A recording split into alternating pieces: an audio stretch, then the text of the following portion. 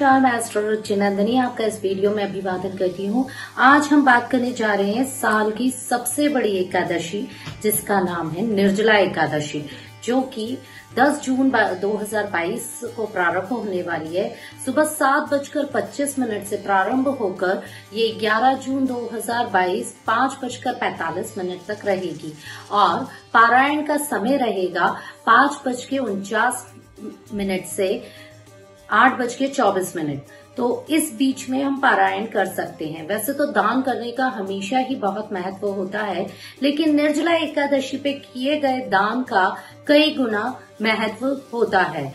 अब क्या हमें किस तरह निर्जला एकादशी पे व्रत करना चाहिए और क्या इसका महत्व है, तो पहले जान लेते हैं क्या महत्व है।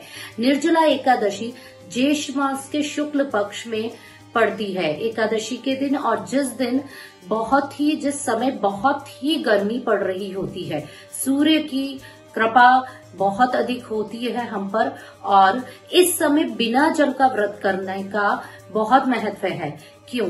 क्योंकि ये हमारा अपना संयम, हमारा अपने आप पर संयम रखते हुए ईश्वर की आराधना, दान, पुण्य और धर्म की परीक्षा है।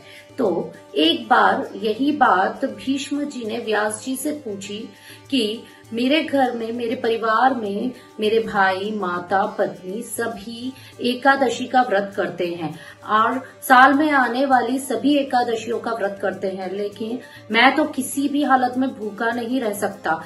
फिर मैं क्या करूं और कौन सा ऐसा व्रत करूं जिससे कि मुझे भी मोक्ष प्राप्त हो और भगवान श्री हरि की, विष्णु की कृपा प्राप्त हो, तो मैं क्या करूं? तो वेद व्यास जी ने उन्हें कहा कि आप 24 अगर बाकी की साल भर की एकादशी नहीं कर पाते तो ज्येष्ठ मास के शुक्ल पक्ष में आने वाली एकादशी, जो कि निर्जला एकादशी है, उसका व्रत कीजिए। वो एक दिन जब आप सूर्य उदय से अगले दिन के सूर्य उदय तक बिना जल और अन्न या फलाहार कुछ भी ग्रहण किए बगैर भगवान श्री हरि की पूजा आराधना करेंगे, तो आपको बाकी सभी एकादशियों का फल प्राप्त हो जाएगा।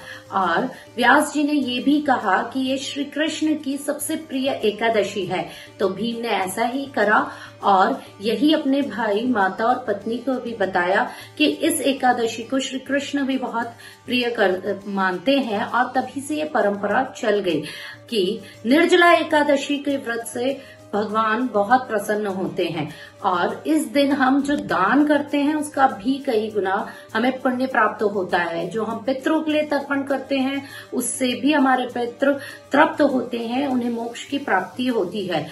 जो जन इस दिन जल का दान करते हैं उन्हें कई गुना फल प्राप्त होता है। तो कैसे करना है ये व्रत? सुबह से स्नान ध्यान करके आप संकल्प कर लें कि आज आप व्रती रहेंगे, और उस दिन आप ना जल ग्रहण करें ना अन्न।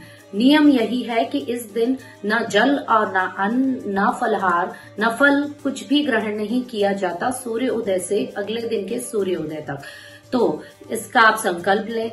दिन में आराम या सोना बिल्कुल ना करें, रात्रि को जागरण करें, जितना हो भगवान का मंत्र जाप करें, विष्णु जी, लक्ष्मी जी की पूजा करें, क्योंकि इस पूजा से भगवान श्री हरि परम प्रिय प्रसन्न होते हैं और हमें हमारी मनचाही चीजें भी दे देते हैं। तो हमें अपने पापों को नष्ट करने के लिए एकादशी अवश्य ही करनी चाहिए। अगर आप ये एकादशी नहीं भी करते हैं तो इस दिन भूल कर भी आप चावल ना खाएं, प्याज, लहसुन, मांस, मच्छी ये सब ना ग्रहण करें। इसी के साथ आप लोग इस दिन अपने बाल, नाखून ये भी ना काटें। जितना हो सके पुण्य कर्म करें, धार्मिक कर्म करें। अब मैं कुछ आपको ऐसे उपाय बताती हूँ जो आप इस दिन करेंगे तो माँ लक्ष्मी आप पे प्रसन्न होंगी। माँ तुलसी के समक्ष हमको इस दिन संध्या के समय घी का दीपक जलाना चाहिए, क्योंकि तुलसी जी के साथ सत्यनारायण जी का वास है। तो माँ लक्ष्मी कभी भी रूठ कर आपके घर से नहीं जाएंगी और सदा आप पर कृपा करेंगी। इस दिन आप गीता का पाठ कर सकते हैं, भगवत का पाठ शुरू करवा सकते हैं या कर सकते हैं, या आप विष्णु सहस्त्र नाम का पाठ कर सकते हैं। पूरे ही दिन आप ओम नमो भगवते वासुदेवाय नमः इस मंत्र का जाप कर सकते हैं। रात्रि में भगवान का उत्सव मना सकते हैं, जागरण, कीर्तन, भजन ये सभी कर सकते हैं। इसी के साथ क्योंकि गर्मी हमें यह एहसास कराती है, इस दिन व्रत कर कर हमें यह एहसास होता है कि पानी की, जल की क्या कीमत है, तो इसलिए हमें जानवरों के लिए, लोगों के लिए प्याऊ का पानी की व्यवस्था करनी चाहिए। हमें मंदिर में या ब्राह्मण को जल युक्त फल देने चाहिए। विशेषकर इस दिन अगर ब्राह्मण को जूते दिए जाते हैं तो हम पर भगवान की कृपा बनी रहती है, शनिदेव की भी कृपा बनी रहती है। अगर आप पीपल के पेड़ के नीचे इस दिन दीपक लगाते हैं शाम को जाकर, तो उससे भी आपको कई गुना फल प्राप्त होता है और आपके अनिष्ट कारक ग्रह आप पर कृपा करते हैं। नदी के किनारे, मंदिर में अगर आप दीपक लगाते हैं या पूजा करते हैं तो उसका भी बहुत फल मिलता है। क्योंकि हम भूखे भी रहते हैं इस गर्मी के दिन में, तो अन्न का भी बहुत महत्व होता है। तो आप गरीबों को अन्न दान करें, भरपेट भोजन कराएं और इससे भी आपको माँ लक्ष्मी की और भगवान विष्णु की कृपा प्राप्त होगी।